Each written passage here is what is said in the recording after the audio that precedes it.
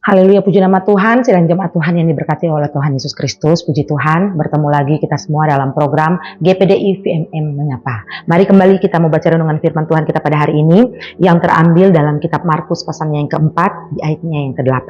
Sekali lagi, kitab Markus pasalnya yang keempat, kita baca di ayatnya yang ke-8. Bunyi firman Tuhan.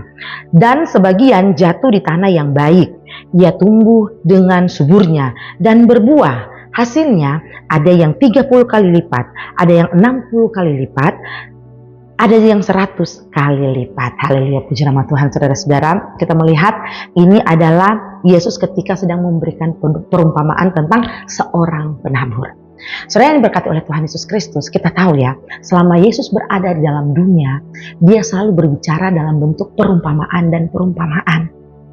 Dan murid-murid pada saat itu bingung kenapa Yesus selalu berbicara dalam bentuk perumpamaan. Di ayatnya yang ke-10 dan ayatnya yang ke-11 kita baca selanjutnya dari kitab Markus pasalnya yang ke-4 ini dikatakan, ketika ia sendirian, pengikut-pengikutnya dan ke-12 murid itu menanyakan dia tentang perumpamaan itu. Jawabnya, kepadamu telah diberikan rahasia kerajaan Allah, tetapi kepada orang-orang luar segala sesuatu disampaikan dalam perumpamaan.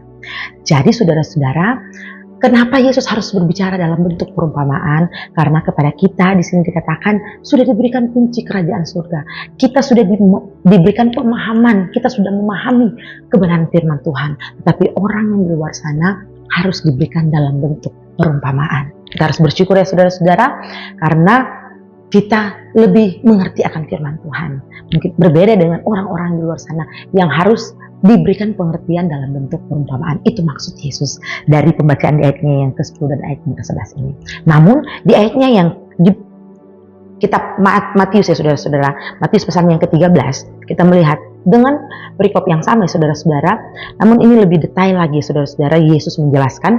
Matius pasal 13 kita baca di ayatnya yang ke-10 sampai ayatnya yang ke-12 ya saudara-saudara. Saya baca dengan cepat.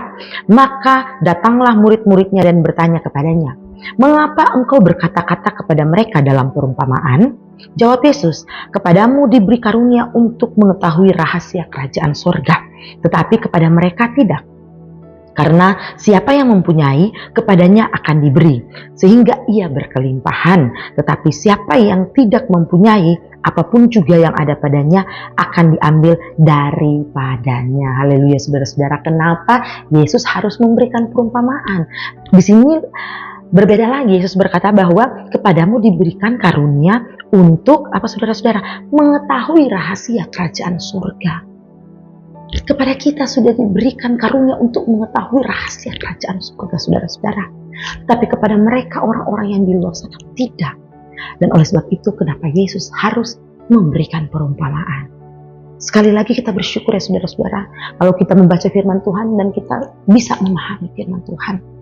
Kalaupun kita kurang memahami, di sini kita tahu ada Bapak Gembala, ada Pendeta Bondan yang bisa menjelaskan lebih dalam lagi tentang kebenaran firman Tuhan. Bertanya. Tapi kalau memang kita mengerti, puji Tuhan, berarti kita juga diberikan karunia untuk mengetahui. Di sini firman Tuhan dikatakan kita diberi karunia untuk mengetahui rahasia kerajaan sorga. Di ayatnya yang ke-13 ya saudara-saudara dikatakan, itulah sebabnya aku berkata-kata dalam perumpamaan kepada mereka. Karena sekalipun melihat, mereka tidak melihat. Dan sekalipun mendengar, mereka tidak mendengar dan tidak mengerti saudara-saudara.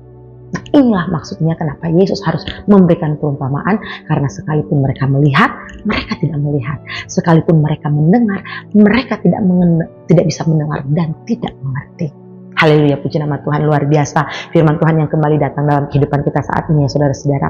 Bahwa bagaimana kita harus memahami firman Tuhan ini. Bagaimana kita harus ketika membaca tentang perumpamaan-perumpamaan yang Yesus berikan, itu untuk memberikan pemahaman kepada kita semua, terlebih kepada orang-orang yang di luar sana.